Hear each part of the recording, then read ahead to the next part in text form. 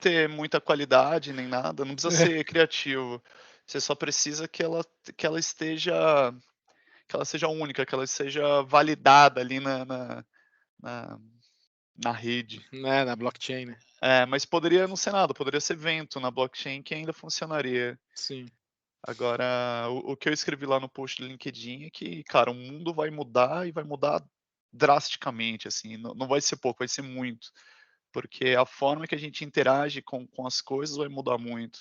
E não, obviamente eu não estou falando de um algoritmo que gera imagem, nem sei se eu não conheço muito o setor para saber da relevância. Eu fiquei abismado porque é divertido, mas é das outras coisas que inteligência artificial, que machine learning de modo geral podem fazer. Eh, Programar é um exemplo. Cara, você não precisa gastar aquela baita energia agora escrevendo um curso de programação básica. Você poderia gastar energia ensinando a pessoa a pedir para o computador escrever um código básico, o que tem uma curva de aprendizado muito melhor. Então, ao invés de eu fazer um curso, um treinamento de arte, eu posso fazer um treinamento mais rápido de pedir para o algoritmo criar arte para mim. Aí vão vir os puristas e falar: "Cara, o código nunca vai ser tão bom, a arte nunca vai ser tão boa". Putz, concordo, não tem como discutir, é verdade. Mas eu nunca conseguiria fazer arte, nunca conseguiria. Se me der um papel, uma caneta, não ia sair nada. E agora sai, e eu aprendi a me comunicar com o algoritmo que compartilharam. Vou compartilhar minha tela e mostrar para vocês. O algoritmo é um algoritmo básico, tem quase há anos já estão algoritmos fazendo isso. Antes eles usavam uma técnica chamada GAN, G-A-N, depois joguem no Google, e agora eles usam GAN era redes generativas adversárias, né, você botava 2 redes para competir uma contra a outra e ela produzia, não é importante.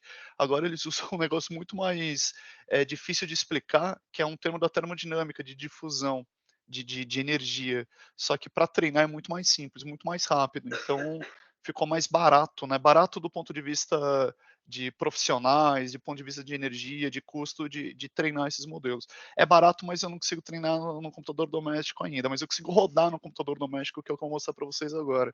A aula não é sobre isso hoje, a aula é sobre machine learning, a gente vai pegar aqueles exemplos do Titanic, lá não vai ser mais Titanic, vai ser prevenção à fraude, detecção de fraude, mas a ideia é a mesma, né, colocar um código que generaliza bem. Eu vou gastar os 10 primeiros minutos aqui mostrando um outro tipo de algoritmo de machine learning que está fazendo a mesma coisa que a gente viu na aula passada. Transformar X em Y.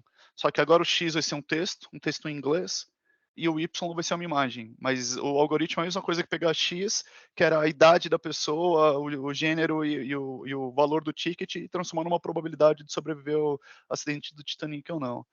O conceito é exatamente o mesmo. Tem uma função de custo, roda uma espécie, não é exatamente, mas é uma espécie de gradiente descendente, ele vai arrumando os parâmetros, é a mesma coisa.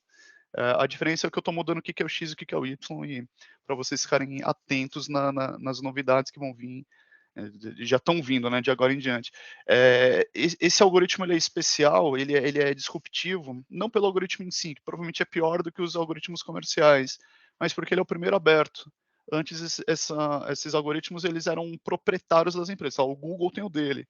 E, se eu muito me engano, foi quinta-feira passada que eles liberaram isso para toda a comunidade, veio um release público dessa empresa. E aí eu falei: "Putz, vou botar minha GPU para fritar, né, vou usar meu computador para uma coisa de machine learning". Baixei na sexta, testei, não deu muito certo, e aí sábado eu acordei bem cedinho e falei: "Ah, vou testar esse negócio sábado". Cara, fui parar no meio da tarde lá, é incrível. Vou compartilhar minha tela aqui. Já estou compartilhando? Não, né? Mm-mm. Ainda não. Eu estou na versão web para poder rodar no computador pessoal. Beleza. Acho que é esse cara aqui.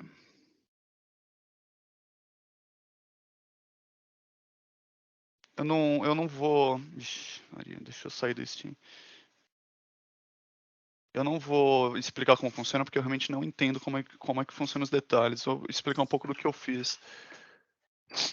Então, esse aqui é o token, é tipo como se fosse minha senha. Esse aqui é o nome do modelo, né, então veja que é um Python tão simples quanto a gente já estava fazendo. Esse aqui é o tal do modelo que a galera implementou. O modelo mesmo é esse código, essa string aqui, ele tem a parte do modelo, como se fosse uma regressão linear, esse é o modelo, né, é o teórico do modelo. Mas o que importa para a gente são os pesos. Quanto vale o beta 1, beta 2, beta 3? Esses beta 1, beta 2, beta 3, eu fiz o download no modelo.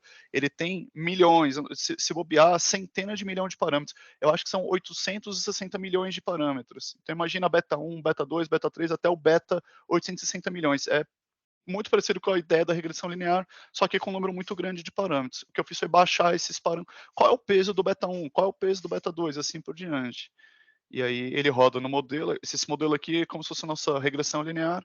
E esse aqui são os pesos. É como se fosse o valor do beta 1, beta 2, beta 3, assim por diante. O truquezinho tá esse tio CUDA aqui. O CUDA é o que eu falei para vocês da placa de vídeo.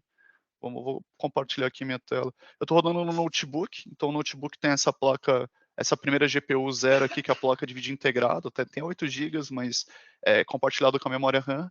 O truque está nessa segunda placa aqui, é uma placa bem potente, né? Uma RTX 3090. E aí é uma placa de vídeo externa que tem 24 GB. E aí é por isso que eu consigo mostrar aqui para vocês hoje. Uma placa mais, uma placa menor, talvez não conseguisse fazer essas coisas. Então, esse primeiro código aqui é bem simples, é um código que vai fazer um grid para a gente plotar várias imagens ao mesmo tempo, não tem nada demais. O código mesmo de rodar o modelo é só esse aqui.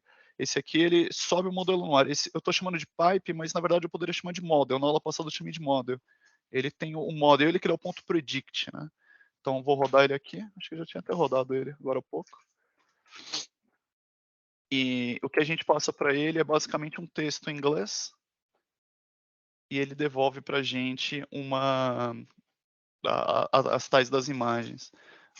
Tem uma forma de fixar o seed. Lembra que eu expliquei para vocês na aula passada o seed? Falei, cara, se você fixar o seed, né, a semente geradora de números aleatórios, toda vez que você rodar, ele vai devolver a mesma coisa. Tipo, se você rodar na minha máquina ou na sua máquina, ele vai devolver exatamente a mesma coisa.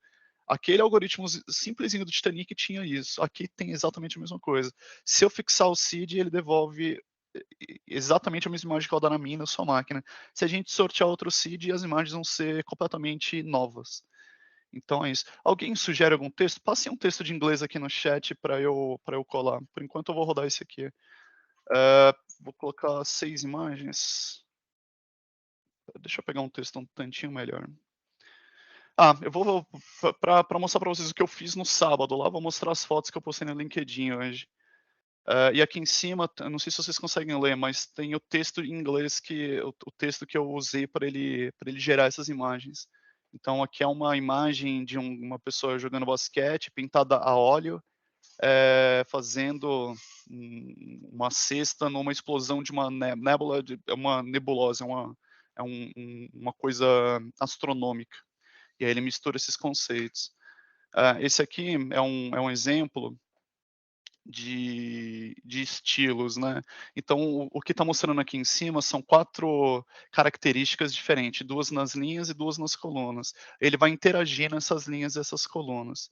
Como é que eu tiro esse negócio? Então eu coloquei uma ilustração, essa luz cinematográfica, o estilo do Salvador Dalí e um estilo de anime, né, que são os desenhos japoneses. E aí ele está interagindo essas variáveis aqui. Eu não vou parar para explicar, mas para quem entende desses 4 estilos, dá para perceber que ele é bem absurdo. As imagens estão com baixa resolução, porque são 16 imagens. Aqui é a mesma coisa, né, eu coloquei o texto é um guerreiro feito de argila, que é a Rare Mead of Clay. E aí ele começa com essa imagem, é a imagem que ele criou, e depois eu fui iterando essa imagem em características, numa floresta e uma mulher, e aí uma floresta e uma mulher, e aí em Marte e anime style, de novo no estilo de anime, né, que fica ilustrado. E aí ele vai interagir nessas 4 combinações aqui. A do canto superior esquerdo não tem nenhuma das 4 características, a do canto inferior direito tem as 4 características, e todas essas imagens são novas. Ele criou essas imagens sábado. Então, esses são. Aqui é a mesma coisa, não vou ficar reexplicando, né? Eu coloquei Salvador Dalí, florestas, e por acaso também era um guerreiro feito de argila, e olha como é diferente. Esse aqui eu peguei a ideia na internet, não é minha ideia, mas eu pedi para ele pegar um soldado tirando. Não foi nem um soldado, foi só uma selfie, e aí acabou sendo um soldado, porque é na batalha de Omaha de 1944. Então, essas são tentativas de soldados tirando uma selfie na Segunda Guerra Mundial. Aí, enfim, começa a ter essas outras combinações, mas a arte vitoriana, esse tipo de coisa. Aqui foi uma tentativa de fazer graça, mas não saiu muito certo. Eu pedi pro o ditador norte-coreano, tirando férias, né, fazendo um passeio pela Disney, mas não saiu muito do jeito que eu queria. Foi um pouco pior, mas algumas saíram boas, dessas 16 possibilidades Aquela aqui. roxinha do cabelinho dele ali, vira no Algumas Mickey, ficaram ficou boas. boa. Essa de baixo ficou boa, eu acho, mais ou menos. Aqui tem uma Disney, nem tinha visto, no canto direito. Mas é um pouco disso que ele faz. Como ele faz, assim, de forma muito simplista, ele mapeia o teu texto em inglês num espaço de dimensão, a gente chama de um espaço de dimensão latente, né. Ele pega essas possibilidades e coloca num espaço de dimensão bem pequenininho, sei lá, com poucas dimensões. Imagina que a gente só tivesse uma única dimensão para representar todo esse texto. Provavelmente ele representaria isso como uma ideia de agressividade ou, enfim, ele colocaria tudo numa única dimensão. Se você coloca 2 dimensões, ele vai começar a inventar 2 dimensões que são mais independente uma da outra. Então, a primeira coisa que ele faz é transformar isso aqui numa espécie de semântica, de significado. Então, se eu escrever praia e escrever areia, essas 2 palavras deveriam estar muito próximas. E aí, se eu falar praia e areia, mais, sei lá, homem ou mulher, ele conseguiria interagir essas variáveis, porque ele está colocando o meu texto, que tem infinitas possibilidades, num espaço de dimensão bem pequenininho. Aí a segunda coisa que ele faz é pegar esse espaço de dimensão, a gente chama de latente, pegar esse espaço de dimensão latente, que é um espaço pequeno, e mapear esse espaço nas imagens. Então, como ele é treinado, ele pega descrições de textos das imagens, aí são, não sei, milhões e milhões de imagens, e fica treinando, cara, essa descrição aqui é dessa imagem, essa segunda descrição é da segunda imagem, assim por diante, com milhões de imagens. Então ele consegue realmente mapear a semântica, né, o significado de um texto para uma geração de imagem. E aí, quando ele gera essa imagem, ele gera uma imagem que é igual a regressão logística, é como se fosse uma média ponderada da semântica, né, das variáveis latentes que ele conseguiu entender. Então, ele está gerando uma imagem nova, mas ele está gerando uma imagem de coisas que ele já observou no passado. Isso é o que a gente chamou de viés. Ele não consegue pensar numa coisa que ele nunca viu. Mas ele já viu o ditador coreano e já viu a Disney, então ele consegue juntar os 2, mas ele nunca viu o ditador coreano na Disney. Mas nada mais é do que uma espécie de média ponderada, muito parecido muito parecido com o que a gente estava vendo na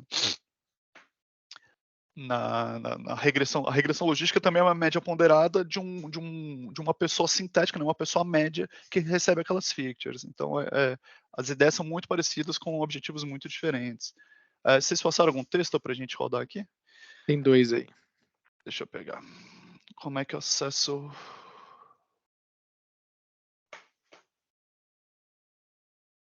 Jesus. Medo. Cara, me desculpem se sair alguma coisa errada, vou ter que cortar do vídeo. Tá.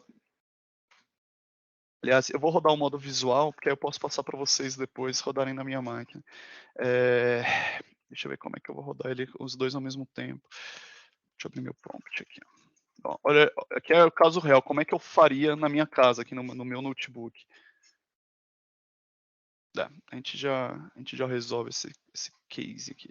A primeira coisa é acessar é como se fosse o ambiente que eu instalei esse programa.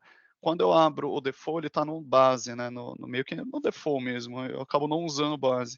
E aí eu vou lá e dou um activate no ambiente que eu instalei esses pacotes, que chama LDM, pode ser qualquer nome. E aí o que eu vou fazer agora é navegar na pasta do projeto, que é esse Stable Diffusion, e basicamente mandar ele rodar o algoritmo, que eu deixei salvo aqui num texto. Então vou dar Python, Stable Diffusion é o nome da pasta, esse web e o i aqui é um código em Python, posso abrir ele para vocês, é um código grande, mas não foi eu que escrevi. que vai rodar uma versão web desse código pra gente. Vai abrir uma página e a gente vai executar isso na página. Ó.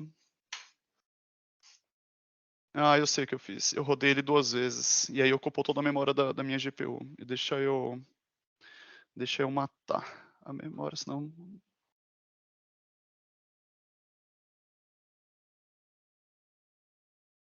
Já passei dos meus 10 minutos aqui, mas agora é mais rápido. É legal, vale a pena. Ó, tá vendo esses warning que tá andando? São os mesmos warning vermelhinho que apareciam na aula passada. Lembra um monte ó, tá vendo? É um código que tá rodando, cheio de falando, ó, esse método da função que você tá usando, ele vai ser descontinuado no futuro. Beleza, descontinue. Aí ele tá loading, né? Ele tá carregando aquele modelo que eu falei. Quando ele chama de model aqui, é basicamente os pesos, é o valor do beta 1, beta 2 e assim por diante. Só que esse modelo tem 4 GB. 4 GB de parâmetros, é um modelo bem grande. Marcos, vou fazer uma Oi, pergunta aqui, pode. acho que Vai lá, vai lá. fazer meio fora de contexto. Já tem modelo que cria modelos, cara? Então, aquele aquele copiloto do GitHub aí, não é tão diferente disso, né?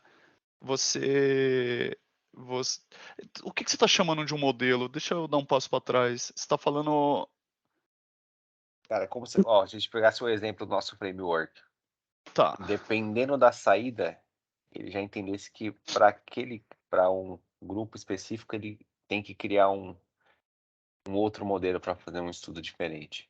Entendi. Isso é mais parecido com o que a gente chama de um metamodelo, mas eu acho que foge um pouco do escopo, aquele é um assunto um pouquinho mais complicado. Mas é um modelo que no caso do framework, ele escolhe modelos, mas tem modelos que treinam modelos também. Tem modelo que escolhe a topologia de um modelo, que é um assunto que a gente ainda não viu, que é escolher os hiperparâmetros, mas não é tão diferente, né? Porque você tem uma função de custo, você tem parâmetros para iterar, você consegue colocar isso no gradiente descendente, é um modelo. Entendi. Vou colocar no default aqui, vou colocar 4. Não, deixa eu botar uma só, a gente vê como é que sai, depois a gente itera aqui. Deixa eu ver se tá rodando. Tá rodando, tá vendo? Vai demorar em torno de uns 10, não sei qual o tempo. Levou uns 13 segundos. Essa foi a imagem. Era isso que eles imaginavam? Sensacional. Agora eu vou fazer E ele aí, gerar Dan? um monte. Que era muito em carvão, mas ok, tá sensacional, espetacular. Já dá um print aí, né? Já salva. Não, Já vende. fantástico, Essa fantástico. imagem ela não existe, ela foi criada agora. Uhum. Nunca ninguém viu essa imagem. Agora você tem 4. É espetacular, cara, sensacional. Só que eu não sei onde estão as 4. Deixa eu ver. Terminou de rodar. Acho que por último, agora só para... Queria mostrar essa função primeiro. Você passa uma imagem para ela e ela segue dali, né? Então ali é como se a gente está passando o X como um texto, né? E aí o texto é transformado num espaço de dimensão menor, no tal do espaço latente. Então eu posso falar para ele, olha, pinta no estilo do Van Gogh, mas eu posso passar para ele também uma imagem e falar, cara, pinta no meu estilo. E aí o que ele vai fazer? Ao invés de ele transformar o texto no espaço latente, ele vai transformar a imagem no espaço latente. Então é como se ele meio que saísse daqui, né? Ele começasse daqui. Eu fiz alguns experimentos com isso também. Marcos, Opa, vai lá. o que acontece se você pedir para ele pintar uma imagem que já existe? Não, é isso que eu acabei de falar. Eu posso falar assim, olha, pega essa imagem que já existe e... Não no estilo. Uma imagem... Mona Lisa no estilo Da Vinci. O que ele pinta? Nesse caso, eu deveria pintar a própria Mona Lisa, né? Porque foi o Da Vinci que pintou. Exato.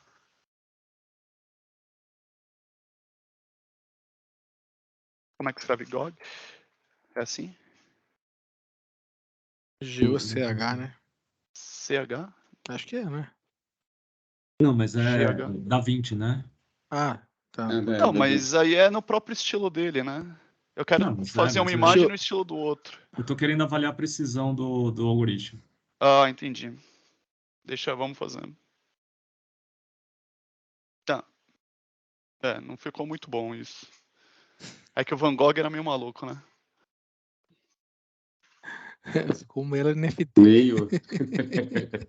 Tá bom, completamente. Sorte dela que a orelha não tá na foto, né? Senão. Justo. Ela escuta. Mas, assim, de novo, a gente não precisa usar esse algoritmo para resolver nenhum problema nosso. Agora, o que vocês precisam entender. Acho que não, ele não é muito preciso, não. Inclusive, ele tem essa dimensão aqui, essa variável, que você regula o quanto ele vai ser criativo ou não, quanto ele vai ser fiel ao que você passou, ou ele vai Livre para. pirar na cabeça dele. Uma coisa que eu gosto de fazer é usar o pipe, que aí ele cria aquelas matrizes, quer ver, olha. Deixa eu pegar um texto que eu já usei, aquele area made of clay. E aí coloca em variáveis, por exemplo, DaVinci Style. É que DaVinci não, ele é mais realista, né? Mas o Van Gogh Style, Põe um miró aí, tipo. eu não conheço, mas é que aí vai combinar dois estilos, né? Eu preciso de coisas um pouco mais independentes. Aham. Por exemplo, Black and White e, sei lá, Punk. Cyberpunk. Cyberpunk. Agora, o que ele vai gerar 9, né? Ele vai gerar essa combinação com 2 a 2, é isso? 2, 4, 8. 8 imagens. Deixa eu ter que flegar alguma coisa aqui. Acho que é esse aqui mesmo. Pronto, a gente sai desse negócio e volta pro nosso mundo mais real. Mas, de novo, entendam que, independente se é uma imagem, se é um texto, se é um som, as possibilidades são exatamente as mesmas. O código é muito, muito parecido. Então, o que vocês mais precisam entender são as possibilidades. Vocês precisam enxergar um problema e falar, putz, aqui cabe um algoritmo de machine learning. Porque, mesmo fora da Recover, né, o mundo já está sendo afetado drasticamente por isso. E vocês saberem aproveitar isso, saberem ter uma boa simbiose com essas tecnologias é o que vai diferenciar. Você nem precisa mais saber exatamente a treinar. Eu nem treinei esse algoritmo, talvez seja um dos poucos algoritmos que eu estou usando que não foi eu que treinei. Mas saber usar vai ser uma baita habilidade daqui para frente. Vou esperar alguns segundos aqui. Tá rodando na GPU. Tá vendo? E aí a GPU fica em 100%. E nem ocupa tanta memória, significa que se você tiver uma GPU com 8 GB, 10 GB, deve ser suficiente. Cada imagem demora em torno de uns 15 segundos. E tem várias combinações de, por exemplo, esse DPM2, parece que ele gera coisas mais divertidas do que o LMS. Não sei exatamente o que significa cada um deles. É como se fosse o... Eu não vou saber explicar. É como se fosse como ele inicia esse problema de difusão dele.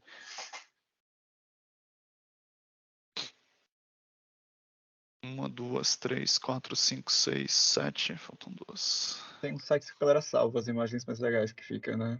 Sim, sim. Eu salvei as minhas aqui. E Mas o meu tagueia tá. depois. E aí você pode colocar na internet e ver se o pessoal acha legal. Tem o Darwin, né? Que é o mais conhecido. Eu jogo com um cara que ele fez a arte do personagem dele no D&D com uma string. Ficou legal. Pô, animal. Pra você fazer pra quem já sofreu com essa de achar uma boa carinha pro seu personagem, você pode escrever o conceito, ele printa na hora, assim. Tá. Eu não paro de receber coisas novas sobre isso. Tipo, pega a descrição de um personagem do Senhor dos Anéis e vê como ele seria pelo algoritmo.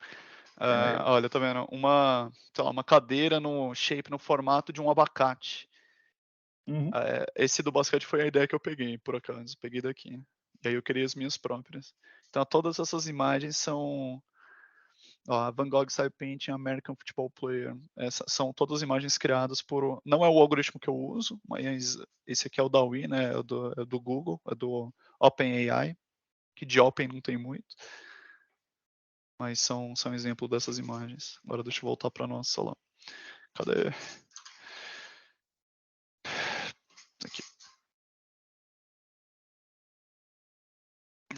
vai ficar pequeno, vou colar no Paint. Botando a 3090 para funcionar, para trabalhar.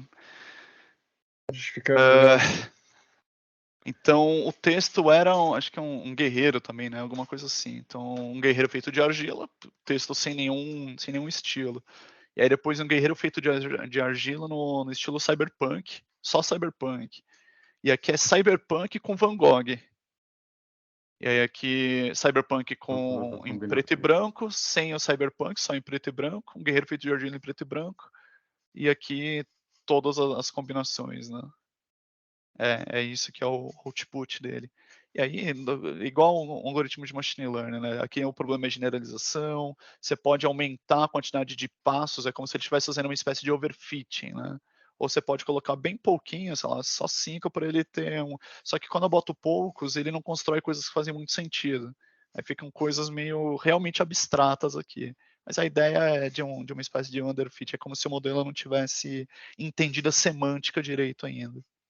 Em torno de uns 50 passos, 100 passos o valores 10. Eu tentei rodar com 500, acaba não fazendo muita diferença.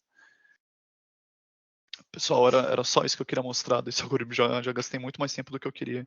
Mas fica aí as ideias. Vou fechar aqui e a gente vai para a aula de hoje.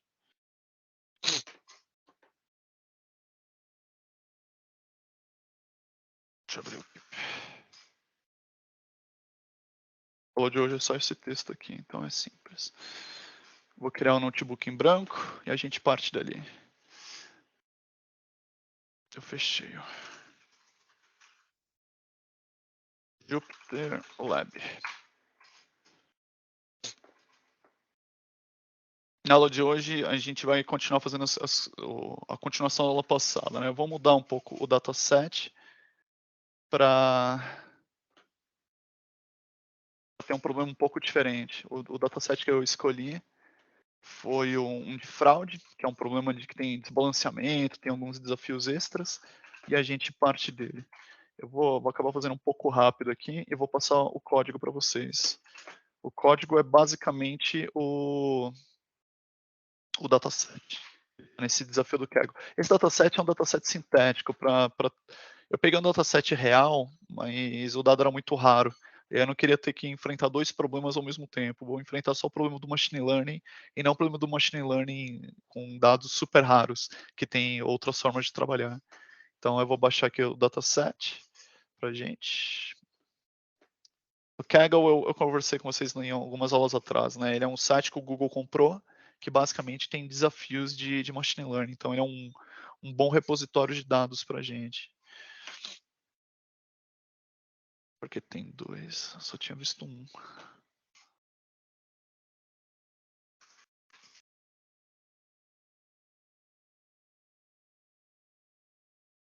A sensibilidade no meu mouse é muito pequena, porque eu uso esse mouse para jogar. Deixa eu aumentar um pouquinho. Não, nem tá tão baixo. Beleza. Então, passos de sempre aqui, né? Vamos importar primeiro pandas, o básico. Eu realmente queria que vocês fossem me interrompendo e interagindo aqui, dando as dicas dos próximos passos, e eu vou ajudando vocês a escrever o código. Então, não se preocupem tanto com a sintaxe. Provavelmente eu também vou esquecer da sintaxe, faz tempo que eu não escrevo, mas a galera vai ajudando aqui. Então, a primeira coisa que a gente vai fazer é importar o dataset para cá, né? CSV. Agora, cadê o dataset? Pontos, deveria estar aqui.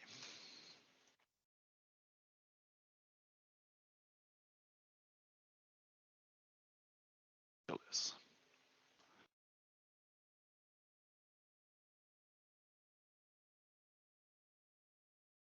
Pegar o texto dele, vamos abrir ele lá, para não perder muito tempo.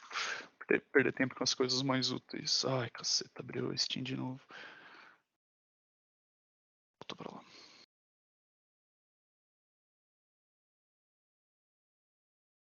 Problemas de usar o PC pessoal. Tá aqui, ó. Eu já falei para vocês, né? O Pandas, de modo geral, ele tá pronto, ele tá mais preparado para o Linux e para o Mac do que para o Windows. para o Windows as barras são invertidas. Note que quando você escreve uma HTML, as barras são inclinadas para a direita, e no Windows as barras são inclinadas para a esquerda. Então, se você rodar isso, vai dar problema. Então, tem várias formas de resolver. Botar um double quote aqui, botar duas vezes resolve, mas eu sou preguiçoso. Eu vou botar o R. O R, ele entende a barra do jeito certo, para resumir. Então, esse aqui é o dataset. Não tem muito segredo para a gente. Podia abrir o dado aqui e ler as colunas, né? Deixa eu ver se tem alguma descrição um pouco mais longa das colunas. Então, zip code, esse merchants ID, zip merchant, aí uma categoria, né? Categoria da idade. Aí vocês vão entender o porquê que isso aqui não é tão bom quanto ter a própria idade. E tem um gênero aqui, né? Enterprise, deve ser uma espécie de PJ, unknown, e e-mail, homem e mulher. Categoria, amount, e o nosso target, que é a fraude. A primeira coisa que acho que a gente tem que ver, né, além da correlação das distribuições, é o quanto esse cara é raro para a gente. Porque dependendo da proporção, pode criar alguns problemas. Eu nunca rodei esse dataset, nunca nem vi esse dataset. Então, talvez a gente não faça do jeito certo para a economia do tempo. Tentar resolver um problema. A gente continua na próxima aula, mas a gente começa a resolver do jeito certo aqui. Esse dataset tem 600 mil linhas, já é um dataset razoavelmente grande. Você vê que para o Pandas ter 600 mil ou ter 10 milhões é praticamente a mesma coisa. Não tem tanta diferença de rodar 1 milhão ou 10 milhões, porque tudo cabe na memória. Se não couber na memória, aí começa a dar problema. Mas beleza. Vou dar um fraude aqui. A média tem 1%, né? Significa que 1% desses 600 mil vai ter mais ou menos umas 7 mil, né? 1,1%. 7 mil pessoas, aqui não são pessoas, né? 7 mil transações fraudulentas e as outras quase 600 mil não fraudulentas. É um dataset ainda raro. 1% só das observações é 1. Os outros 99% são 0. Então, vamos lá. Quais são as primeiras ideias aqui? Vamos dar uma olhada na correlação, talvez? A correlação tem um baita de um problema, né? Porque é tudo categórico para a gente. Como é que... Putz, eu não queria gastar muito tempo alterando esses dados, mas vamos lá. Alguma ideia aqui? Tirar essas strings, considerar como número, talvez? Ou já crio dummies? A dummies é o jeito mais rápido para a gente, né? Um def. Lembram do que são dummies, né? Cada idade tem uma categoria. A categoria 1 é de 0 a 18, tá escrito lá. Categoria 1 é do 19 a 25, a 0 é menor que 18 e assim por diante. A gente quer analisar as estatísticas dela, as correlações e tudo mais. Ele não entende string para tirar correlação. Então, como é que eu analiso isso? Talvez a forma mais simples, já que a string vai estar ordenada, é fazer o nosso group by, para a gente analisar pelo menos a idade. Então, def.groupby. Eu não vou fazer isso com todas as variáveis, porque vai gastar muito tempo. Mas a ideia é essa. Age, flipado, fraude, to me. Então, aqui tem uma espécie de ordem, né? As idades menores têm uma proporção de fraude muito maior do que as idades maiores, e muito maior do que do que a U aqui, que é exatamente não, mesma coisa. Então, provavelmente, isso aqui é uma boa variável explicativa. Curiosidade, mesmo que essas variáveis não tivessem uma diferença grande entre elas, imagina que todas sejam praticamente zero, a média, né? 0,12 aqui, 0,11, que é a média de todo o dataset. Você fala, putz, ela não está discriminando, porque todas as categorias são muito parecidas com a média. Não é esse caso, né? Parece que vai diminuindo aqui, pelo menos um pouco. Mas mesmo assim, dependendo do algoritmo que você usa, ele consegue usar essa variável para interagir com uma segunda variável, com a região, com o valor da transação, né, com a amount aqui. Ele pode interagir essa variável com outra variável e aí quando ele interage tem alguma correlação maior. Então não ter uma correlação linear, vocês lembram de como é o que significa correlação, né? Da fórmula, é uma fórmula muito estúpida. É só isso, né? Vezes ele mesmo. E aí ele está falando o seguinte, quando um está acima da média, o outro está acima da média, sim, então conta positivo. Quando um está acima da média, o outro está abaixo da média, conta negativo. Ele só está falando isso. Se o comportamento for linear, isso aqui tem uma boa interpretação. Mas tem que entender isso com bastante cuidado. Não ter uma correlação não significa que a variável não seja importante. Mas ter uma correlação é quase certeza que a variável vai ser importante. Boa. A gente pode fazer isso para todas as variáveis, né? O que a gente vai fazer é tratar para que o modelo entenda. Vou fazer do jeito simples. Depois a gente vai adicionando complexidade. Categoria. Putz, as categorias são bem diferentes, né? Essa ES Travel aqui tem um índice de fraude de quase 1%. Essa Leisure também. E tem algumas que tem uns valores bem pequenininhos. Fashion. Enfim, parece que essa variável é mais explicativa, né? Tem uma correlação. A diferença de nível de fraude para cada uma dessas categorias é maior do que para o grupo de idade. Tem uma diferença bem pequenininha. Acontece que se eu botar as categorias da idade, eu estou botando 8 variáveis. Se eu botar essas categorias aqui do tipo da transação, já vou estar botando mais um monte, né? umas 20 variáveis. Se eu botar muita variável, eu começo a deixar o modelo muito complexo. Vocês já entenderam que o modelo complexo não é um bom modelo. Deixa eu dar um mega zoom aqui. Beleza. Então, vou fazer o óbvio aqui. Eu vou criar a mesma coisa que eu fiz na aula passada. Vou criar uma função. Aliás, eu podia copiar da aula passada, né? Para economizar tempo. Cadê? Deixa eu pegar da aula passada. A gente copia os códigos e não gasta tempo com coisas que a gente já viu. A gente vai splitar os dados em treino e teste, subir um modelo, treinar o modelo, fitar o modelo, analisar as métricas de teste.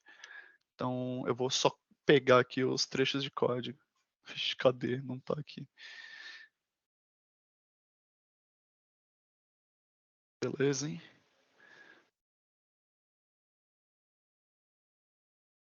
Caramba, o código simplesmente evaporou daqui. Ah, foram vocês, né?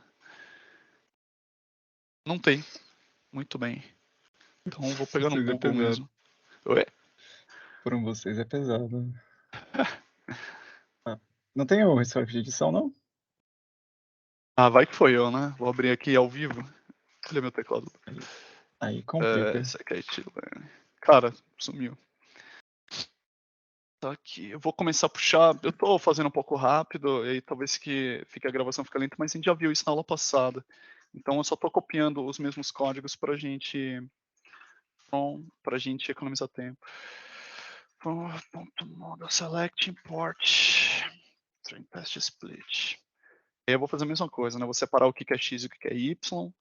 Só que eu vou fazer separado primeiro, depois eu vou botar tudo dentro de uma função que para a gente fazer isso várias vezes. Por que dentro de uma função? Porque, na verdade, eu quero executar esse código 100 vezes, eu quero ficar alterando as variáveis, adiciona complexidade, troca o modelo, eu quero ficar brincando com ele e não ter que ficar rodando um monte de célula. Então, isso que eu vou fazer tudo separado primeiro para ver se funciona, botar tudo dentro de uma função e aí é vida, né? Aí você fica rodando, chamando só uma linha de código que é a função. Então, economiza nosso tempo. Já dei uma boa olhada nas variáveis aqui. Eu vou criar as dummies, mas eu vou criar... Vamos por partes aqui. Eu vou criar um modelo sem dummies primeiro. Então, def x é igual...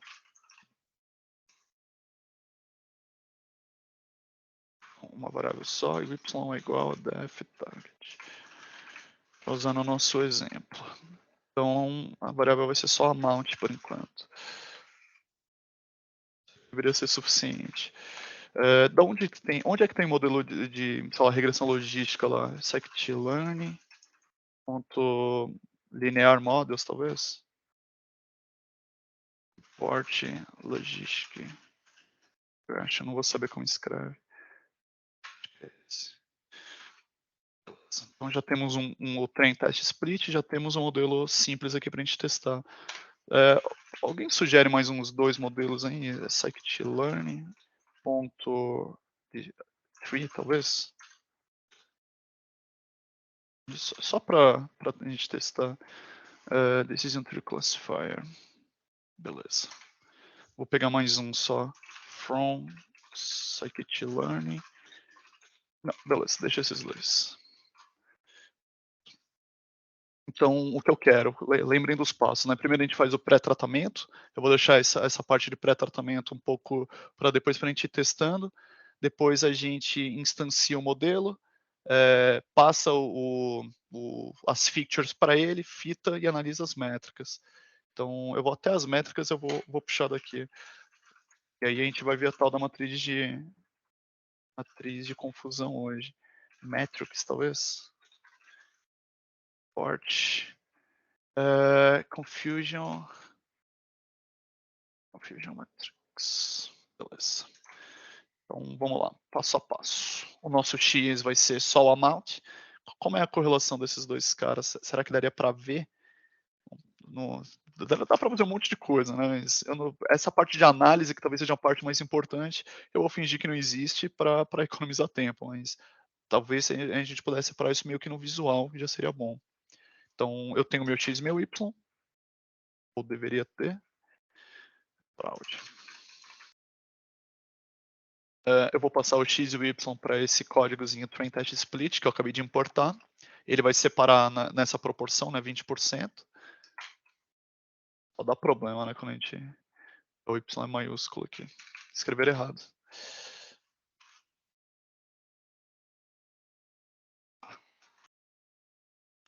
Bom, o meu xtrain. Opa. Y tem uma média. Tem que ser parecida com aquela média, né? Meu Y-test tem que ter umas 120 mil observações. Então, 118 mil. Tem uma média que tem que ser parecida, né? Como é aleatório e o dado é raro, não necessariamente vai ser a mesma média. É um pouco menor, mas é próximo. Então, a gente já tem os nossos dados separados para treinar o modelo e depois para testar o modelo. Beleza, vamos lá. Próxima etapa aqui, a gente tinha falado que tem que instanciar o modelo, né? Então, é basicamente botar um model, pode ser qualquer string. Lá no modelo de imagem a gente chamou de pipe, e tem um truquezinho do porquê, eu não vou entrar. Aí dentro do pipe tem um model, né? E todo o pré-processamento de dados está dentro do pipe. E o modelo é só uma das etapas do pipeline. Para a gente, vou chamar de model. Model é igual, e aí eu vou pegar esses 2 modelos, vou pegar só a regressão logística que a gente viu bastante, e vou instanciar ele aqui. O que é instanciar? Vocês viram, não é nada demais, é só passar isso para ele, né? E agora eu vou passar o modelo, né? E dentro, quando eu instancio, ele libera alguns métodos para mim, olha. Ainda não liberou muita coisa, né? Enfim, depois que eu treinar o modelo, ele vai liberar outros métodos para a gente. Como é que eu treino mesmo? Não lembro. Como é? .train? .fit? Ajudem aí, porra. Fit. Eu realmente não lembro, deu branco. Agora você me deixou na dúvida, mas acho que é quase Preocupado. certeza que é fit. Tá, vamos rodar e ver. É fit, Parece que rodou, beleza. Eu não preciso fazer isso igual eu faço no Pandas, né? Que ele realmente desenvolver ele assim. Ele dentro desse model agora tem os parâmetros. E aí a gente consegue até ler os parâmetros. Quando eu dou tab, ele me dá esse atalho do que tem aqui dentro. Então, cadê os parâmetros? Get parâmetros? Você quer fazer? É um get parâmetros aqui? Você tem que passar o nome, né? Do que você quer. Só tem um, pensei que ele ia devolver. Sim. Não. Esses são os parâmetros. Esses são os hiperparâmetros para mim. Para mim, o parâmetro era o lá da regressão, era o tamanho do beta. Você quer os betas da logística. Aqui não tá. Vou dar uma Não, procurada. tudo bem. Porque o Scikit é meio ruim de devolver essas coisas. É ruim. Ele não é muito foco Eu dele, nem não. treino isso aqui ainda. Depois a gente volta para cá. Beleza. Então o modelo está Ok. treinado. Depois que o modelo está treinado, o que eu quero é fazer as predições, né? E depois das predições analisar as métricas. Então, o que eu vou fazer agora é fazer um ponto predict. Você pode puxar um ponto coef, tá falando aqui. Não é? Ponto coef. Só que tem um underline no coef, então dá um auto de coef de coeficiente, sabe? Só que underline depois. Dá um cof e aí ele te dá o final dele. Não entendi. Underline. Não, CO, CO, coef. dá um tab aí. Boa. Acho que é tipo isso. É, boa. Tá. Se eu tivesse vários parâmetros, teria vários elementos nessa lista. Esse 0.02 é o que a gente vê lá no Stats Model, que era o beta do modelo. Note o quanto é chato pegar os betas aqui no Scikit-Learn, né? Porque, Isso é de tudo novo, não é feio. preocupação dele. Não, tipo, ele não tá... Lá havia uma tabelinha, R quadrado, dizia o padrão. Aqui, putz, caguei. Não tô nem um pouco preocupado com os betas. Não é o objetivo do Scikit-Learn, que é mais curiosidade. A gente viu que o sinal é positivo, pelo menos. Né? Então, aumentar o amount aumenta a probabilidade de ser uma fraude. Nessa razão de log odds que a gente viu lá a conta. Lembram da conta? ln de P dividido por 1 menos P, lembram? Não, né? Tá bom, se precisar, pegue no vídeo, pegue no Google. Beleza, então aqui tem o nosso predict. O que a gente quer do predict é passar os parâmetros para ele. Então, os parâmetros são dentro do nosso x, né, do nosso vetor x. E quando eu passo isso, ele me devolve um vetor com as predições. Como, como ele é razoavelmente raro, não está aparecendo aqui para a gente. A gente viu que as métricas de treino não são tão valiosas assim, mas pelo menos vamos ver. A gente falou de basicamente uma métrica, né, que era a acuracidade. E a acuracidade ela tem alguns pontos negativos que a gente vai ver hoje. A gente comentou que ela era ruim ontem, mas não provou. Né? Hoje eu vou mostrar para vocês o quanto ela é ruim. E a gente vai pegar tanto as métricas de treino quanto as métricas de teste, que é a que realmente vale, da regressão logística. Aliás, regressão logística é um modelo ruim para esse problema. Mas beleza. Tá bom. Agora o que eu quero é plotar as métricas, né? Para plotar as métricas, eu vou usar esse Confusion Matrix aqui para gente. Mas eu vou pegar vou explicar o que é isso, né? A tal da matriz de confusão. Ela mostra para a gente os acertos e os erros do modelo. E aí, quando mostrar o erro, vocês vão ver que tem dois erros diferentes, os falsos negativos e os falsos positivos. Só que eu quero plotar ele um pouquinho mais bonito do que vai vindo de default. Default vai vir um NumPy lá, uma matriz. Então, eu vou usar o Seaborn, plotting, Matrix. E aí vai vir um jeito um pouquinho mais bonito. Vou pegar qualquer código aqui. Nossa, ele botou um new no nome. Aí Tá é bom. diferenciado, né? Esse aqui é novo mesmo. Tá? É usada. Então, eu vou colocar as importações de código aqui em cima, só para complicar. Bom, vou tirar esse new aqui que não faz sentido. Olha, esse cara é todo diferenciado. Ele é PDNil, especial, ele é especial. Beleza. Então, o que eu tô fazendo é pegar o código na internet, não tem muito segredo. Vou botar o nosso Seaborn e o que eu quero mesmo é só esse códigozinho aqui. Só não esquece de mudar também embaixo, que você tá chamando o CNN aí. Ah, tá, só puxar o Seaborn mesmo, entendi. Então, beleza. A tal da matriz de confusão pra gente é isso, né? Na verdade, o que eu vou plotar aqui é o heatmap. Aí eu vou passar a matriz de confusão para o heatmap. Mas primeiro eu vou plotar a matriz de confusão. Que ótimo. Aliás, como é que usa a matriz de confusão? Né? Eu vou pegar o código e usar a documentação dela aqui. Então, eu importei ela, né? Então, dentro das métricas do Scikit-Learn, eu importei esse código aqui que gera a matriz de confusão. Agora, o que ela precisa receber? Vamos entender aqui. Eu vou dar um parênteses, que ela é uma função, e vou dar um alt tab dentro da função. Ela recebe o y verdadeiro, que a gente chama de y, e o y predito, que a gente chama de y chapéu. E aí ela tem essas... Isso aqui é o obrigatório. Esses aqui você pode ou não pode passar. Então, tem até alguns exemplos. Isso aqui é a documentação dele, né? Tem os exemplos e etc. Então, ele basicamente precisa do o y true, y e o y chapéu. É o y true e o y chapéu pra gente. Esse aqui é o x. Cadê? Não é o x, é o y. Tá em maiúsculo. Esse aqui é o nosso y verdadeiro. E o y chapéu, o que é o y chapéu? É esse cara aqui, né? Esse vetor aqui. Então eu poderia fazer isso. salvar dentro de uma variável, que é a y-hat, que acho que é o que a maioria das pessoas fazem, ou fazer do jeito preguiçoso, que é colar isso aqui dentro. Cara, meu teclado tá doido. Tecla pressionada aqui. Vou fazer do jeito bonitinho, vai. Y-hat aqui dentro. Mas é a mesma coisa. Então, essa aqui é a matriz de confusão. Como é que se lê a matriz de confusão? Vamos ler lá na documentação dela. Então ela tá falando isso aqui, olha. 0, 0, falso negativo, 1, 0, positivo 1, 1, falso negativo 0, 1. Então, o que ela está falando é o seguinte, quando as duas predições são 0, ele aparece nesse cara aqui, né, no 0, 0. Então, imagina que essa linha tenha nome das linhas e nome das colunas. Né? Essa coluna é a coluna 0 e 1. Então, deixa eu desenhar aqui. Matriz de confusão. Muito grosso.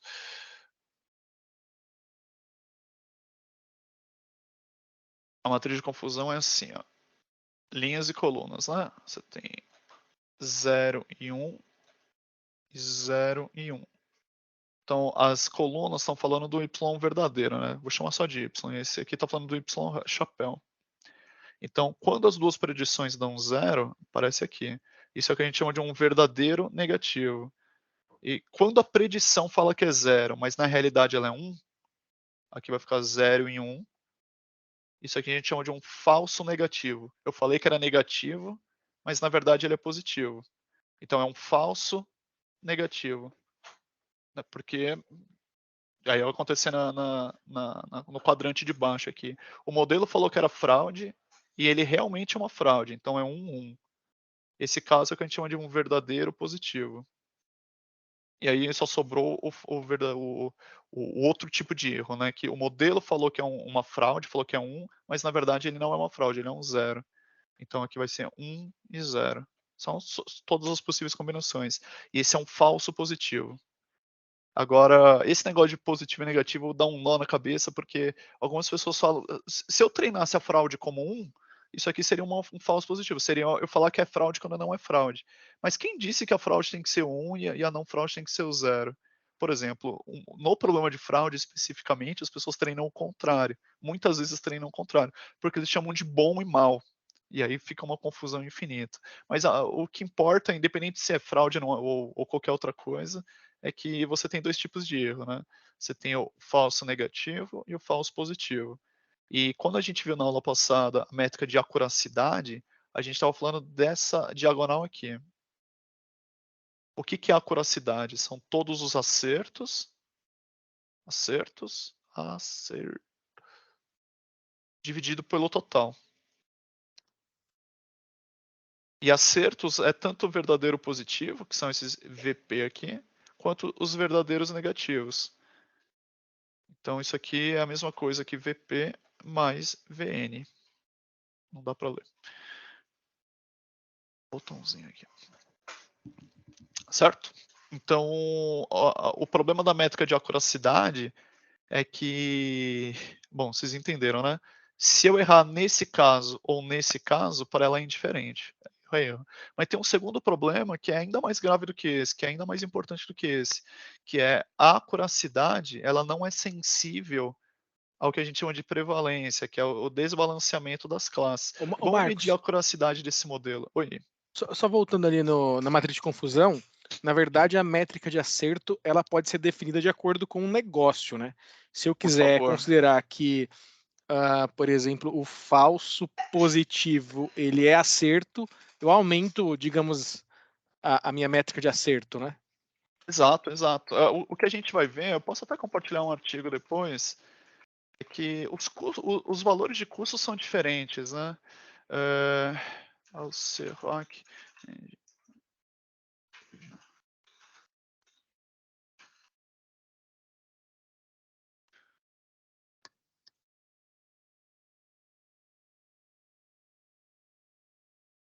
Vão ter 7 milhões desse aqui. Eu gosto do meu. Só que eu não tô achando onde é que...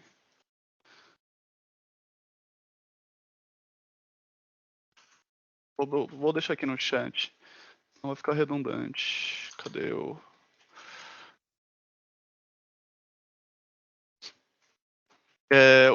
O que você falou é o que está escrito nesse artigo. Você precisa entender quanto custa os erros. A gente vai acabar vendo um pouco aqui.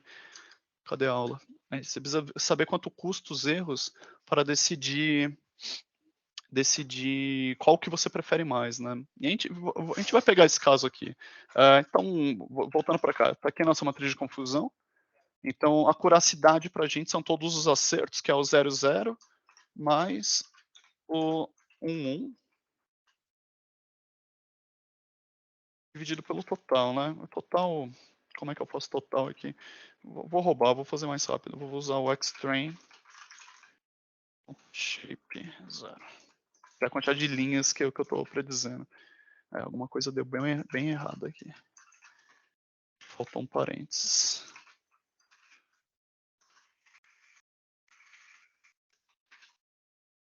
Olha a curacidade que boa desse modelo, é 99,35. É um modelo incrível, né? Um modelo muito bom. Mas na verdade é um modelo que na verdade eu não consigo saber se ele é muito bom, porque como esse dado aqui é muito raro, como a gente tem poucos casos de fraude, mesmo que todas as observações estivessem nesse quadrante aqui, o modelo ainda não seria um modelo.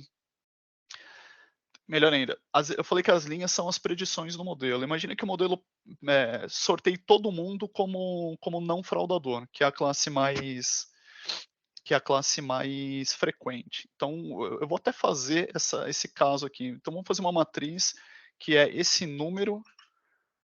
Lembra, né? Essa linha é a predição de não fraude, essa linha é a predição de fraude. Eu vou falar aqui, olha, o meu modelo é falar que todo mundo é não fraudador. Então, pega todo mundo e joga na linha de cima. Então, a linha de cima vai ser a soma desses dois caras. Vou colocar aqui, ó, esse mais esse é a linha de cima. Esse aqui vai ser o erro, né? Então, eu vou dividir pelo total. E o total, esses dois... Opa. Nossa. O que eu estou fazendo? O total é o mesmo total, não preciso refazer. Bom, imagina que meu modelo é tão simples quanto falar assim, não existe nenhum fraudador. Vai dar isso aqui, né? Marcos, sugestão. Você pode criar um vetor cheio de 1 e rodar tudo de novo. Em vez de sair o seu predict, usa o mesmo código e sai a matriz, sai tudo. Tem razão, seria mais simples. Acabei fazendo do jeito ruim, do jeito menos prático. O que o Karim está sugerindo é criar um vetor. Eu poderia fazer isso, olha, 1. Como é que eu coloco um vetor de 1? Tem uma função, né? Mas como é que eu crio? NumPy? Não sei, não lembro. A string é fácil, né? Você só faz isso. Eu não vou rodar para vocês entenderem. Mas aí vai virar de uma string, depois eu transformo em número, não vai fazer muito sentido. Não sei. Botem aí o código. Enfim, voltando para cá.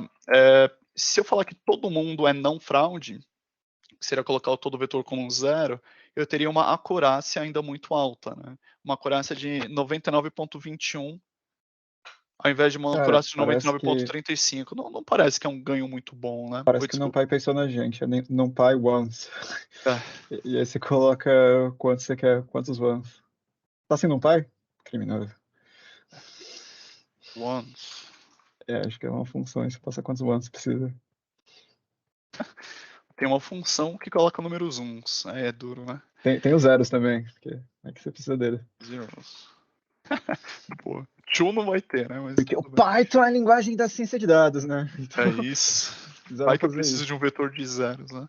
De zeros eu uso bem mais do que o de 1. O de 1 só usa para completar a matriz lá do LS. Enfim, voltando para cá.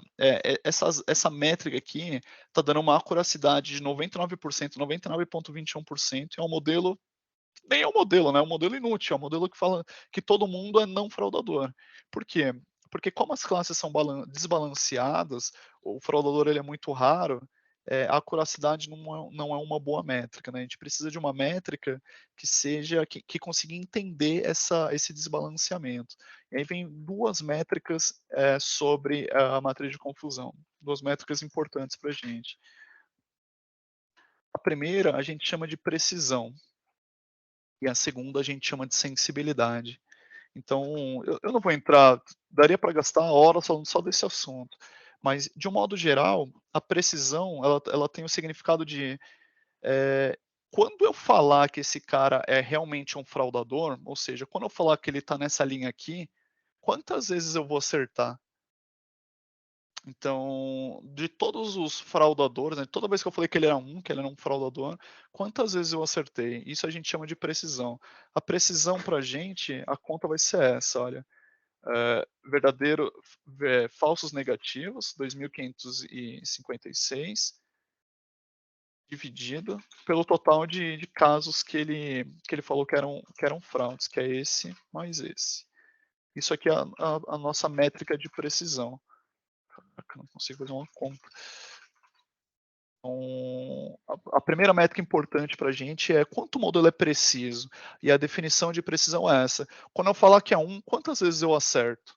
Toda vez que ele falou que era fraude, ele acertou 44% das vezes. A segunda métrica muito importante para a gente, a acuracidade é zero importante, só serve para começar. As duas métricas que importam é precisão e sensibilidade. Quando você jogar no Google para procurar, você vai procurar como isso, recall, com dois L's. Vai ter os da Honda e tal, mas é recall da métrica, né? Métrica. Bom, então, o que a gente tem é o precision e o recall. Essas são as métricas importantes. Então, o que é sensibilidade para a gente? Enquanto eu falei que a precisão está preocupada com essa linha, a sensibilidade está preocupada com esta coluna para a gente, com a coluna dos zooms. E aí a conta é um pouco diferente dessa. Ele vai falar o seguinte: de todos os casos reais de fraude, quantos fraudadores o modelo conseguiu capturar? E qual é a conta aqui para a gente? Eu coloquei o numerador errado aqui. É esse aqui o numerador. São os casos verdadeiros, né? O denominador está certo, o denominador é a linha. No caso da sensibilidade, isso aqui é a nossa precisão. Para a gente, o nosso recall. Ou a sensibilidade passa a ideia certa, né? Mas o nome da métrica recall é o contrário, né? O numerador é o mesmo, continua sendo 3.217, que são os verdadeiros positivos, só que ao invés de você dividir por todo mundo que o modelo falou que eram fraudadores, você divide pelo total de fraudadores reais.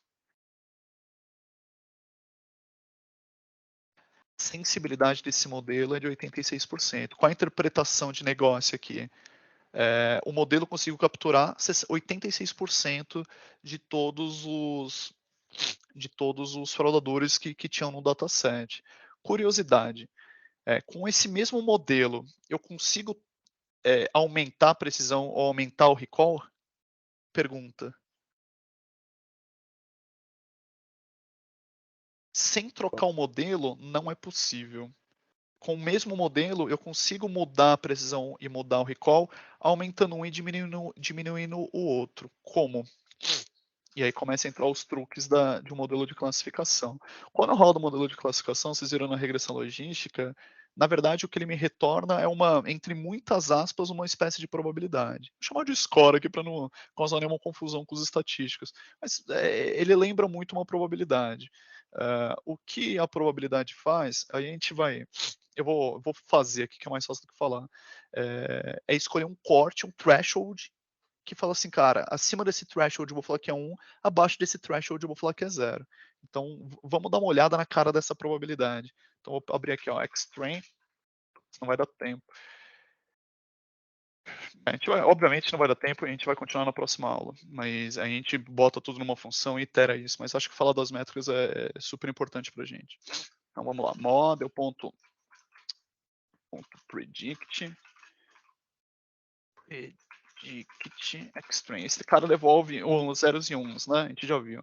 E aí tinha um underline próprio, eu falei na aula passada, que devolve as probabilidades. Ele devolve 2 probabilidades. Por que ele devolve 2? Porque se eu tivesse N classes, eu teria N colunas. Aqui, como eu só tenho 2 classes, 0 e 1, não faz sentido, né? É redundante. Ele poderia ter me devolvido uma só, que é outra eu complemento. Então, a probabilidade da primeira linha ser fraude é de 2%.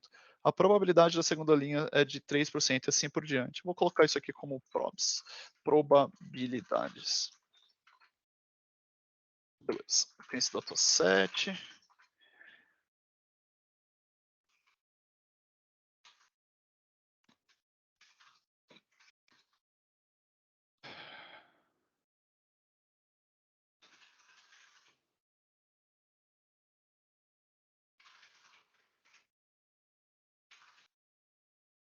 Vim com o dataset rodado, economiza um tempinho. Beleza. Então tá aqui.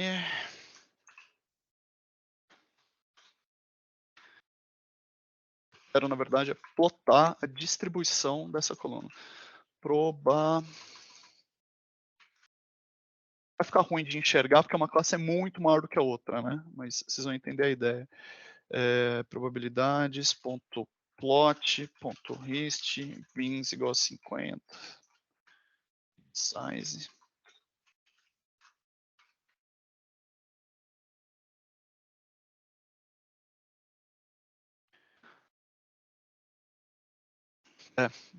O dataset é muito raro, né? Então fica uma plotagem ruim. Eu vou fazer diferente aqui. Vou fazer só para deixar mais ilustrado. Y igual a Y.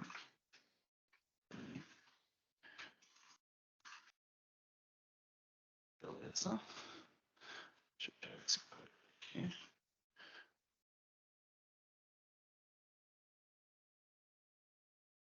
Acabei nem plotando com hitmap, daqui a pouco eu volto lá. Beleza.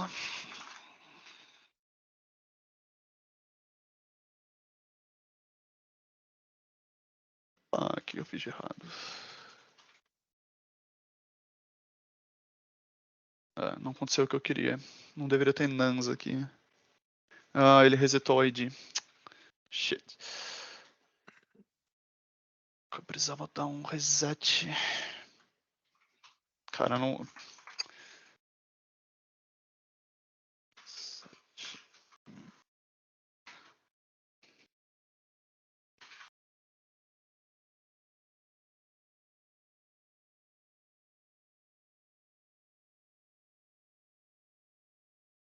Pra gambiarra, pra mostrar um negócio pra vocês. Foda é o tempo. Agora foi. Então, eu vou querer pegar...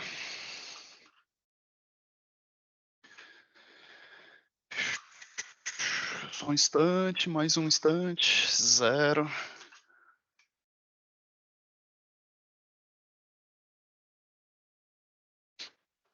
Quero esses caras quando eles são zeros.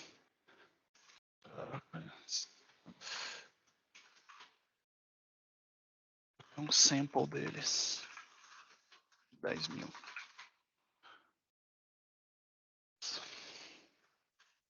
Vou começar os def1 agora.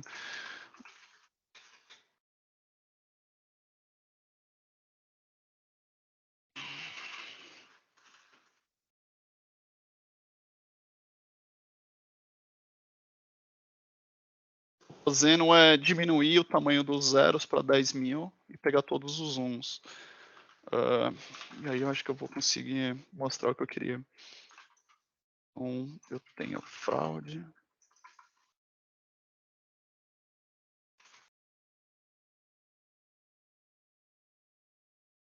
Caraca, meu teclado tá muito ruim. Beleza, é isso que eu queria. Meio feio, né? Este.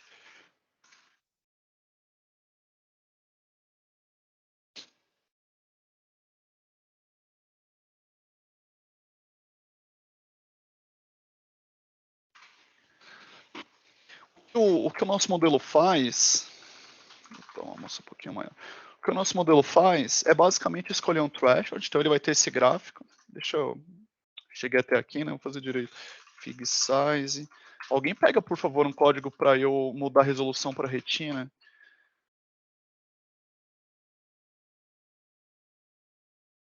Plot retina na internet. O que o modelo faz é calcular as probabilidades. Ele fala, olha, pega o corte aqui no 50. Hoje tá foda, cara. A caneta parou de funcionar agora. Não sei o que é.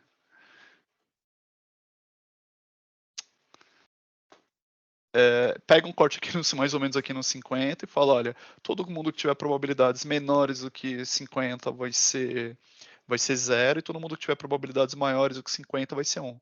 Note que essa não é a distribuição real, né? A distribuição real é aquela toda desproporcional, e o que eu fiz foi colocar uma amostra maior do caso mais raro para dar uma equilibrada. Na verdade, não é maior, né? Eu coloquei uma menor do caso mais frequente. Então, quem é 0, que era quase 99% da amostra, eu peguei só 800. E aí fica essa distribuição assim. Agora, o que vai acontecer? Puta merda, precisava da caneta. Bizarro. Ah, ele só está escrevendo desse lado. É muito bugado. Tá bom. Copia a imagem, corta, coloca no Paint e faz lá, né? Faz o método old school. Boa ideia. O old school sempre funciona. Uma tela só. Então, o que vai acontecer aqui para a gente na matriz de confusão é isso, ó. A gente tem a nossa matriz de confusão, a gente já viu qual o formato dela, né? Aqui é o 0, 0, aqui é o 1, aqui é o 0, 1, e aqui é 1, 1, 0. Vocês já entenderam, a gente não vai falar disso agora para economizar, mas vocês já entenderam que esses caras são erros muito diferentes. Erro do tipo 1 e erro do tipo 2. Nem guardem isso, eliminem isso da cabeça, depois a gente volta. O que o modelo faz é calcular probabilidades, essas aqui são aqui é a distribuição, é o histograma das probabilidades. E aí ele está falando que o corte, né, de falar assim, olha, de quem tiver para cá, vou falar que é 1, quem tiver para cá, vou falar que é 0. 1, 0. É esse corte aqui. Agora, o que a gente pode fazer é mover esse corte, que é o papel do analista. O machine learning não faz isso. O papel de vocês não é ficar escolhendo o tamanho dos betas, que é o que muitos fazem. O papel de vocês é escolher, cara, qual é o threshold que faz sentido? Será que deveria estar para cá? Deixa eu mudar de cor. Será que deveria estar aqui? Ou será que deveria estar aqui? Agora, a pergunta para vocês é, o que acontece quando eu vou para a situação vermelha e para a situação verde aqui na matriz de confusão? Se eu tirar o threshold do 50 e botar ele aqui no 75, tá com vermelho. Deixa eu botar. Se eu botar ele aqui no 75, o que vai acontecer com a matriz de confusão? Aqui é o real.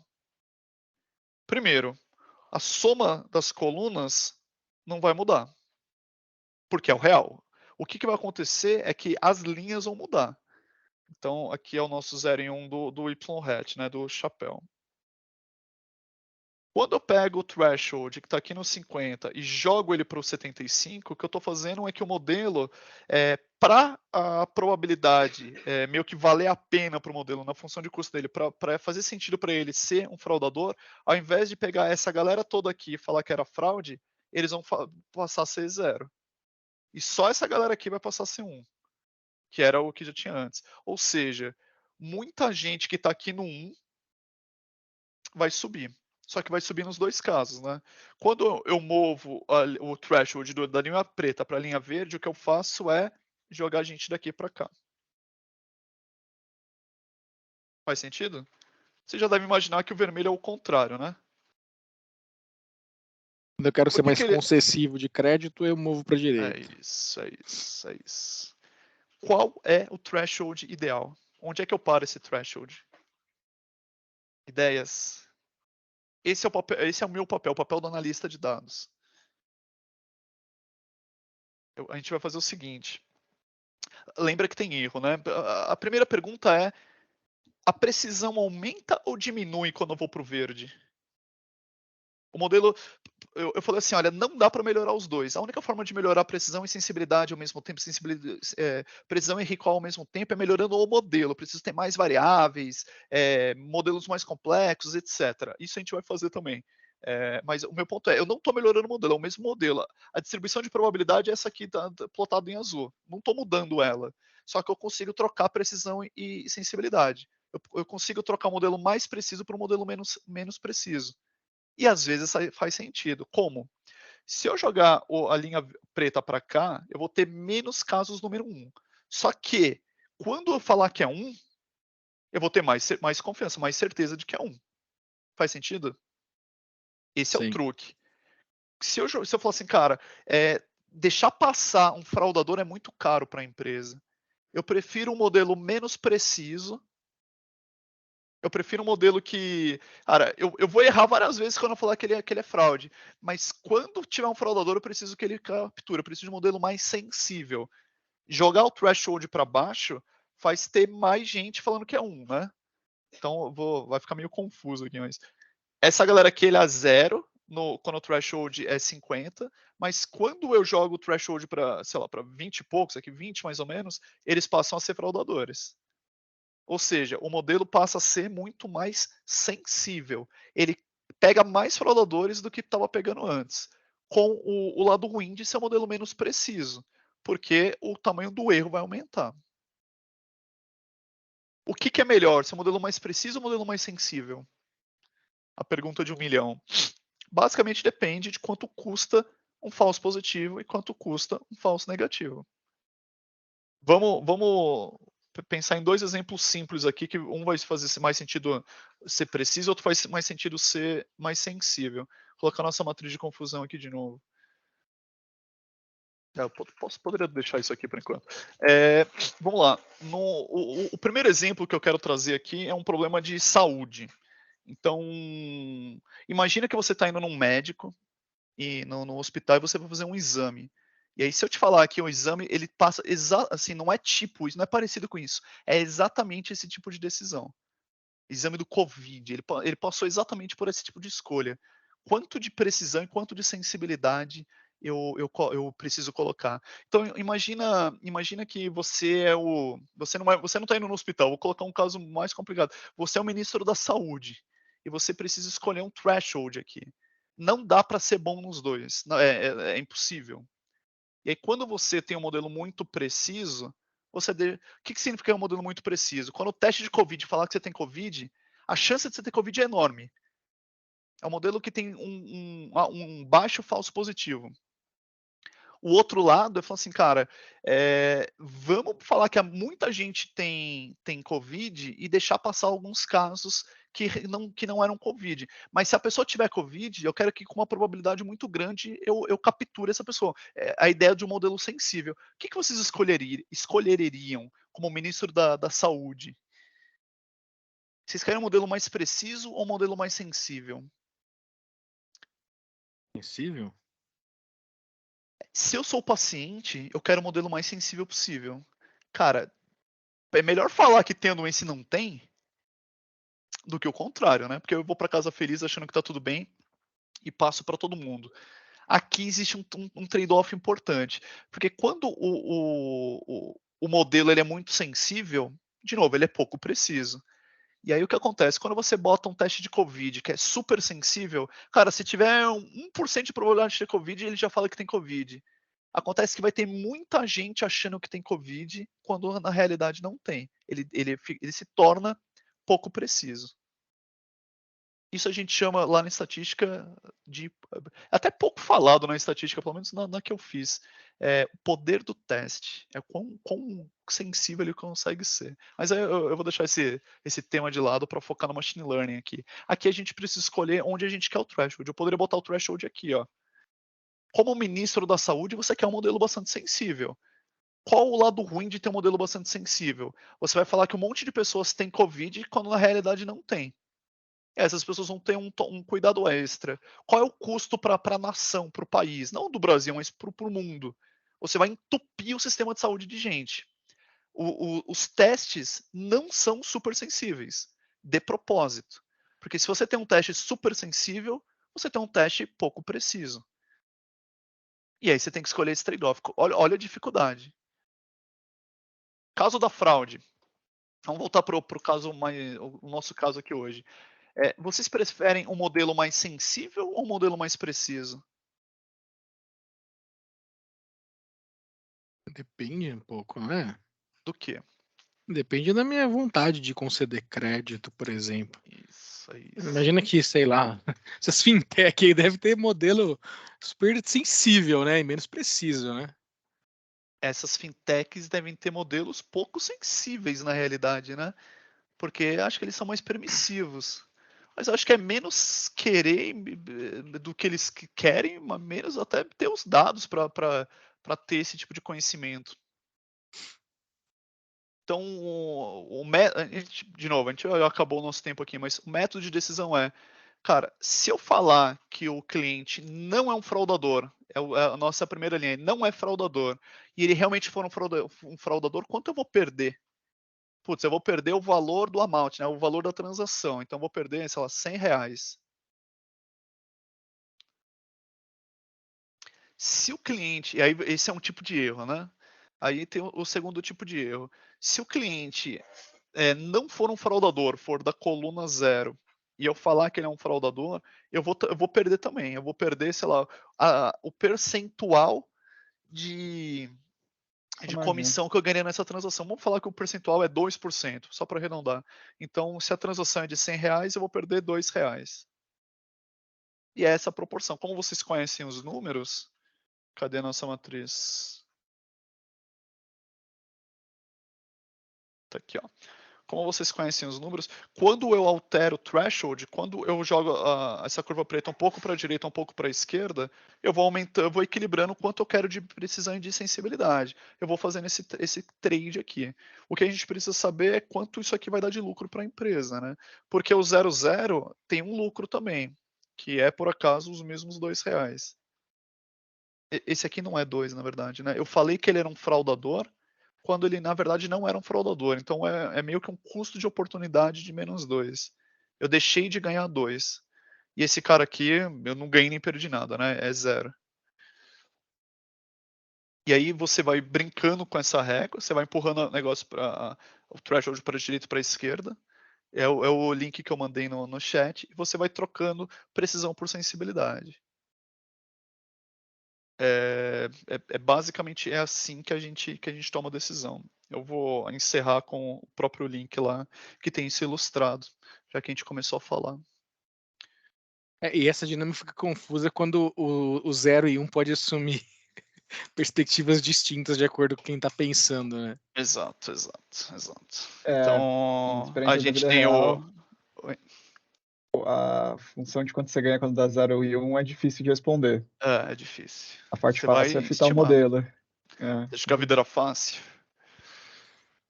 Então, eu falei, né, do falso positivo, é o erro do tipo 1. É falar que a pessoa, nesse caso do meme aqui do exemplo, é falar que a pessoa está grávida quando ela não está grávida. E o erro do tipo 2, o nosso falso negativo, é falar que a pessoa não está grávida quando ela, na verdade, está grávida. No nosso exemplo, era a fraude. Aqui só está mostrando a conta, né? O que é precisão e o que é sensibilidade. Então, você tem o universo, você tem os verdadeiros positivos e os falsos positivos, e você tem, enfim, as 4 possibilidades. Como é feita essa conta aqui do modo visual. Aqui está mostrando a conta das linhas e a conta das colunas, é a mesma conta que a gente fez lá. Para a gente, isso aqui é importante, né? Eu mostrei lá um gráfico, o histograma real do nosso dataset.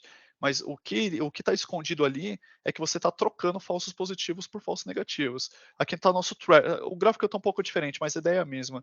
Aqui está o nosso threshold, aqui você tem um histograma de cada uma das duas distribuições. Então, o histograma laranja são os fraudadores, por exemplo. E o outro histograma é dos não fraudadores. Aqui não é um histograma, é uma distribuição qualquer. E aí, quando você mexe isso, você troca os FN pelos FPs, falso negativo pelos falsos positivos. Não dá para ser bom nos dois. A diferença é que no nosso gráfico, esses dois caras estavam muito distantes. Eles estavam aqui, um pico no canto direito e um pico no canto esquerdo. Normalmente, um caso mais realista é esse aqui, que eles estão mais confusos. E aí, o seu exemplo é esse, Lelis. Você tem uma matriz parecida com a matriz de confusão, só que a gente chama de matriz de custos, né? Quanto custa um verdadeiro positivo, um TP? Quanto custa um falso positivo, um falso negativo e assim por diante? E aí o que você vai fazer?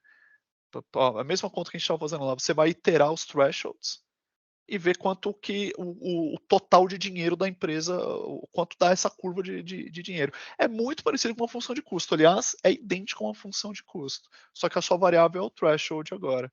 E aí eu simulei, falei assim, olha, qual seria o corte que produz o maior lucro dado aquele cenário que eu criei? E aí você tem basicamente essa curva azul é a soma é o lucro, né? Então você vai trocando falso negativo por falso positivo, dado aqueles custos que eu coloquei. Ele falou assim, olha, o threshold ideal é esse aqui, ó, 0,85, porque é o que dá mais lucro para a empresa. Se for antes disso, eu estou perdendo, se for depois disso, eu também estou perdendo. Aqui eu não vou entrar.